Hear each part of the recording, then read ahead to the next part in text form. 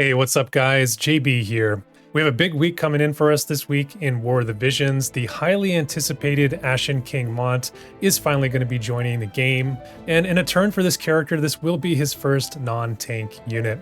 Now, you might have heard about or even seen this unit from over on the JP side. He's been quite a terror over there. Spoiler alert, this is an incredible unit. So let's dive in today and let's see exactly what makes him tick. Ashen Mont is a 100 cost Earth unit, repping that Knight weapon group. He has base 3-1 movement and he wears armors and helms. Looking first here at his TMR, this is going to be his shoulder armor, and in line with recent power creep on TMRs, we do have 3 different effects coming in on this buff. It's going to have a self buff of 25 physical human killer, 20% area resist, and 25% strike resist. Pretty nice overall effect here. It is going to have 4 turns as well, which is another sort of advancement in the TMR area. All of these effects, though, are dispellable, so it does have sort of that counterplay against it. This is also going to be an armor piece here for the TMR, so it is sort of limiting, which units are able to use it. Pretty decent one here overall, but, maybe more applicable for some older units that don't have sort of the inbuilt, next generation style buffs we've been seeing recently. Moving into the stats here next, and once again, similar to June the Celestial, we have an absolutely incredible stat line here for Mont. And as I mentioned with her, this is the recent trend we've been seeing on units, even extending into the timeline over in JP with their Final Fantasy VII collaboration. And more or less, these units are just blowing away the previous standards that had been built up, over the years in all of these statistical categories. Since the game's inception, really, where the previous power creep and statistics had been, very limited, sort of a very slow uphill slope. And because of this new development, I think that once we get in a couple more of these, next generation style units into the game, I will be adjusting my UR averages here that you can see here in the graph, and really only considering the post 4.5 year anniversary units and sort of using that to build a new bar of comparison here for analysis. Otherwise, if I just sort of compare them against the old units, every unit just ends up looking like an absolute banger, compared to those old ones, which, it's absolutely the case, when you look at it that way. But I think in terms of a fair analysis, it's going to be better just to sort of compare apples to apples, and I will build a new chart around that going forward. For now, though, I have prepared just a quick comparison here of these 2 units, Joom and Mont. As I said, remarkably similar, in their stat lines, very strong with their HP and attack, even their luck and accuracy numbers as well, at least compared to what we've been used to in the past. Now, there is, a few differentiation points here with these 2 units. HP and accuracy is going to be a bit more of a strength for Mont, and Joom is going to be a bit better, with her raw attack and her agility. And at least as of right now, where these are the only 2 next generation units that we have so far, this is sort of putting them head and shoulders above the rest of the field that's out there at the moment. All right, so I hope that mini comparison there was helpful to sort of gain some perspective, but let's jump back into the defensive picture here for Mont. He's going to be coming in with 2 defense and 0 spirit. Certainly nothing to write home about there. His damage resistances, though, going to be pretty solid, especially against slash, strike, and magic. He's going to be coming in neutral against missile, and then his only weakness here is going to be that pierce damage. It's been a common one as of late, coming in with that -10 to pierce. Now, naturally, that is something that the wind element is very strong with. You think of Glaciella, you think of Wind Veritas as well. So, right off the bat, those are looking like pretty good counters against this unit. For his ailment resistances, we're going to have 50% against poison and stun, and then he's going to get a 10% against blind as well. I do actually like that for Mont. From a statistics perspective, accuracy is one of the strengths for this unit. He's probably one of the most accurate units in the game, if not the most accurate at this point. So he is able to protect that a little bit. He can get up to 35% with just a Trust Stone, and that's going to block, a good portion of the blind ailments out there. Now, for his Mastery and Dream Awakenings, there is actually another unique aspect here to Mont. He's getting an additional effect here on each of those awakenings, and that's not even something that we've seen on Joom or even the latest Final Fantasy VII units over in JP. So it is just sort of giving him a little bit extra power, even in this sort of new era that we're in. So his first Mastery here, that's going to give him 20% slash res penetration, 10% area resist. That alone, would have been sort of a standard Mastery that we might expect on other units. But here he's going to get that additional effect of a 25% additional chance to land his silence, so long as he does have an AP restore effect active on him. Now taking him up to level 140, he's going to pick up 20% debuff weakening and 30% reaction block, and then he's going to be adding in that 15% crit evasion as well. Maybe not the most exciting stats here by name, but sort of under the hood, these ones are all very impactful, in terms of, protecting you against debuffs, protecting you against some of those counters, which can get quite powerful as well. So, certainly of the modern era, and some of the more recent stats, I think these ones are quite good. In terms of passive abilities, he does have some nice ones, but, comparing it against Joom, in particular, I do think it's a little bit of a step down from her. And if you were sort of looking for, holes to pick in this unit, I think this might be one area that you could look at. This first one here, though, that he has, this one is still, very, very good. He's going to be picking up 40% defense penetration, a 50% auto cure that triggers when he hits a 50% HP threshold. This one is actually going to be a stronger, heal back than we have been accustomed to seeing. Normally those are coming in at a 40% potency. This one is just a bit more powerful. So all of that stuff is very good. I think the main drop off here is just his complete lack of slash res penetration that is coming in here passively. Gets that 20% in his mastery, and that is really it for him, outside of, what we'll look at in his active buffs. Now, aside from that first passive there, he does have a couple of other nice options. From Nightblade, he can pick up some attack and accuracy. One of my favorite ones, though, is going to be from his new unique job, which is going to give him some more HP, as well as some additional debuff weakening, which will get him to 40% innately right out of the box, which I think is very strong with all of the powerful debuffs that we're seeing out there. And he is a plate user, so he can use the Maximilian armor and stack that up even higher if he wanted to. For a counter ability for Mont, I think that the one from his unique job is probably his best option. It's a 30% proc rate preemptive attack, and it does have a secondary effect here in that it will have a 35% chance to sleep your target, after that damage comes in. So pretty unique effect there, and I think it actually could end up being pretty powerful as well. All right, guys, let's move into the main kit here next, and we'll start off with his buffs. His self buff is going to provide him a courage effect, a 10% AP auto restore, very important for that silence effect enhancement that we were talking about earlier.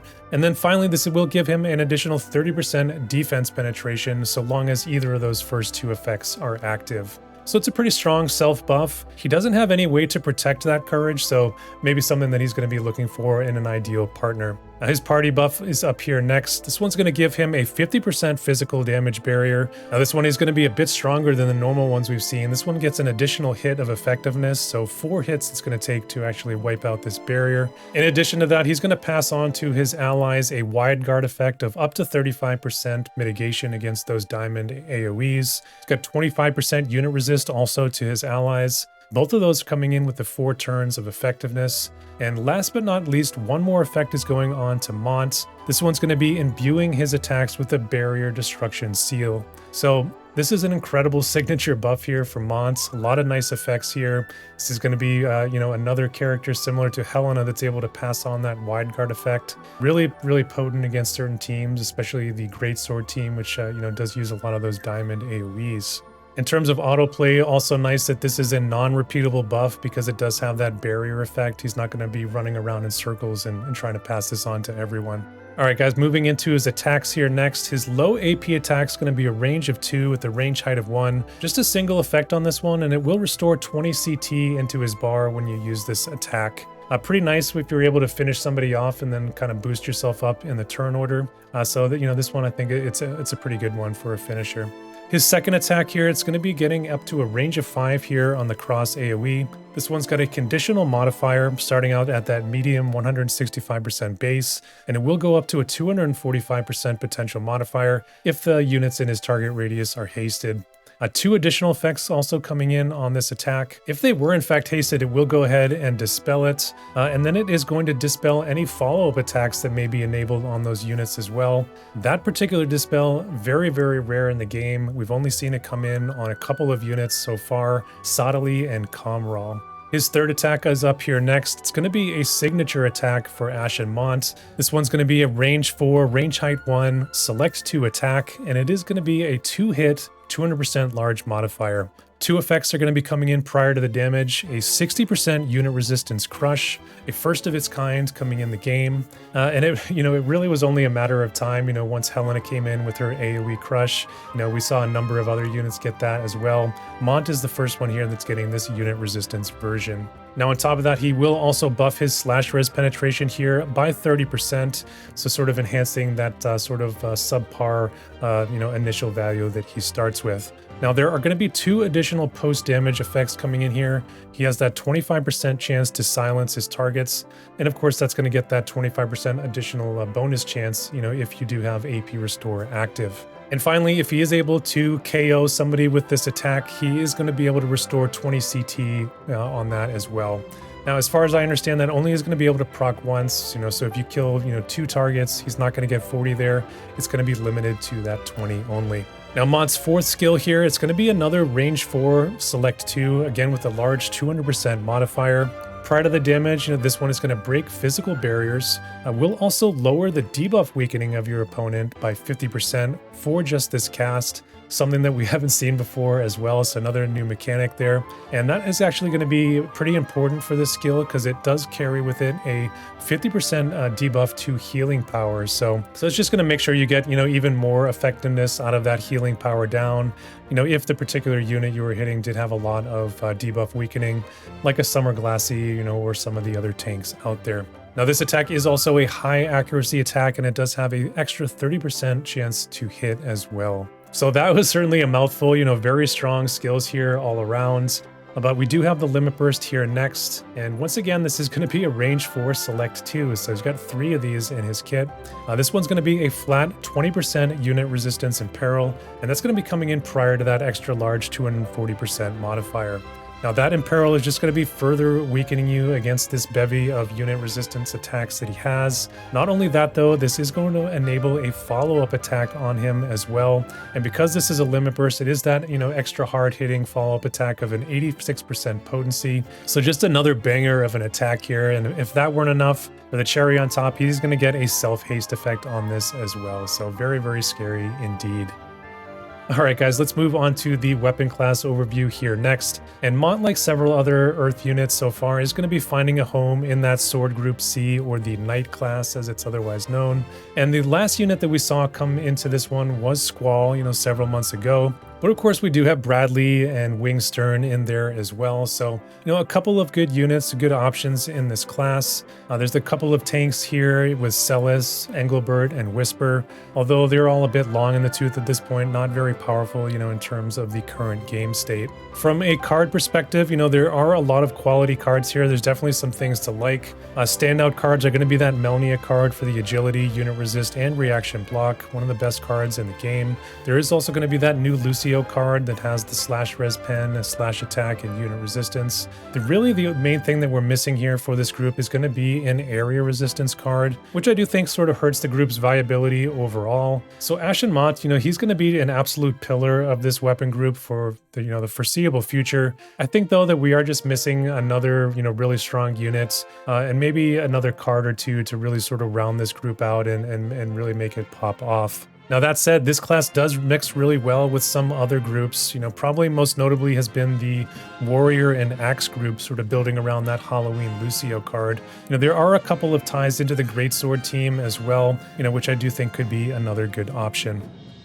Alright guys, we're on to the mock builds, and I've got 2 builds for you here this week. This first one's going to be an Earth Evasion build. We have focused a bit on the offense as well, with a kind of enhancing that slash res penetration. We're going to be pairing Mont here with Bradley and Lucio, and sort of building around that Halloween Lucio card that came out for us last Halloween. Now Mont, he is able to get, pretty evasive, just on the back of his, good raw luck total and his strong agility. It's certainly not on the level of a dedicated evasion unit. He's more in sort of that pseudo evasion area, but still it's going to be a problem for tanks to hit, or, sort of less accurate units that may be out there. But he's going to be very hittable by the more accurate units in the meta, your A2s of the world, for example.